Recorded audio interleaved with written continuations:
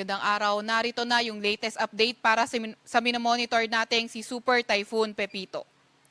Kanina ang 3:20 ng hapon ay naglandfall itong si Pepito sa may Dipakulaw sa may Aurora. At sa kasalukuyan ay nasa vicinity na ng Tipunan, Quirino. Nagtataglay ito ng lakas na hangin na 185 kilometers per hour at bugso na abot sa 305 kilometers per hour.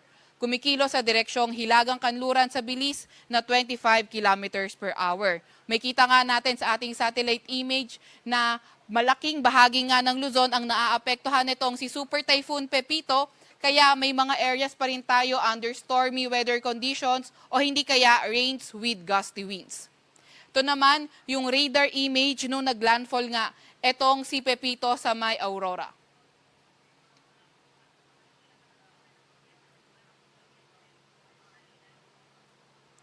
At dahil nga kay Pepito, meron tayong nakataas na signal number 5 sa central portion ng Aurora, southern portion ng Quirino at southern portion ng Nueva Vizcaya.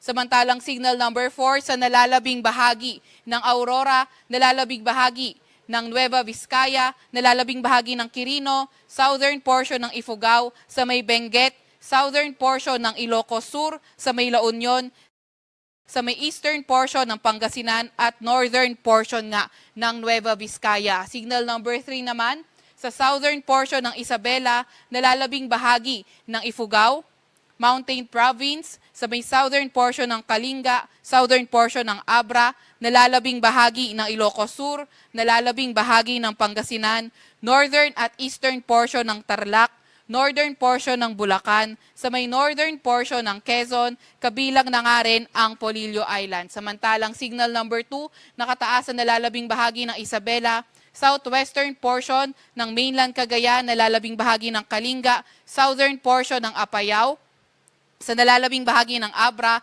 Ilocos Norte, sa may Zambales, northern portion ng Bataan, sa may Metro Manila, sa may Rizal, northeastern portion ng Laguna at sa may central portion ng Quezon.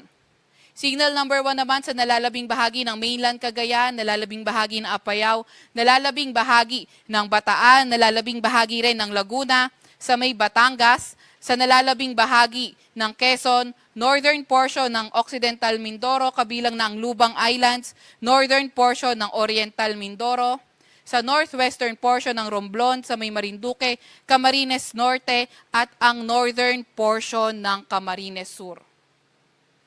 Ito naman yung latest track nga nitong minomonitor natin si Super Typhoon Pepito.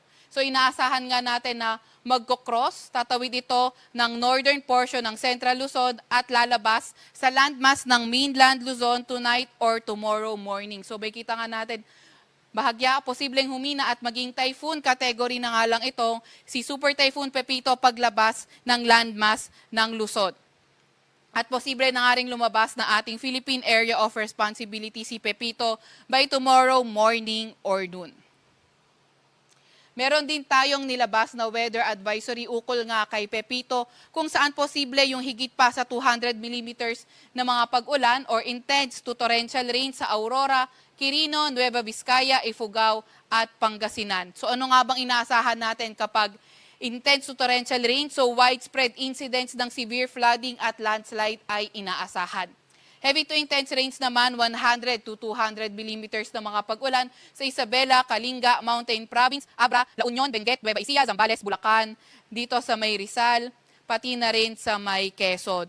Kapag heavy to intense sa mga pag-ulan, numerous flooding events likely, lalo na sa mga urbanized, low-lying or near rivers, landslide likely sa moderate to heavy susceptible areas or highly susceptible areas. Samantalang moderate to heavy, 50 to 100 millimeters na mga pag-ulan, naasahan natin sa may Ilocos Sur, Tarlac, Pampanga, Bataan, Metro Manila at Laguna. So kapag moderate to heavy, 50 to 100 millimeters na mga pag-ulan, localized flooding posible mainly in areas that are urbanized, low-lying or near rivers at landslide sa mga highly susceptible na mga areas.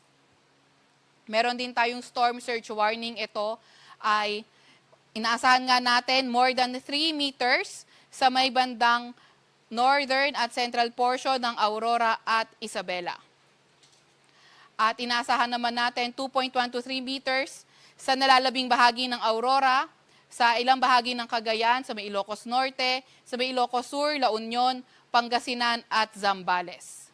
1 to 2 meters naman sa may NCR 1st, 3rd at 4th District, sa may Pangasinan, sa may Pampanga, sa may Bataan, Cavite, Batangas, Bulacan, Quezon, Marinduque, sa may Camarines Norte, sa may Camarines Sur, sa may Catanduanes at sa may Albay.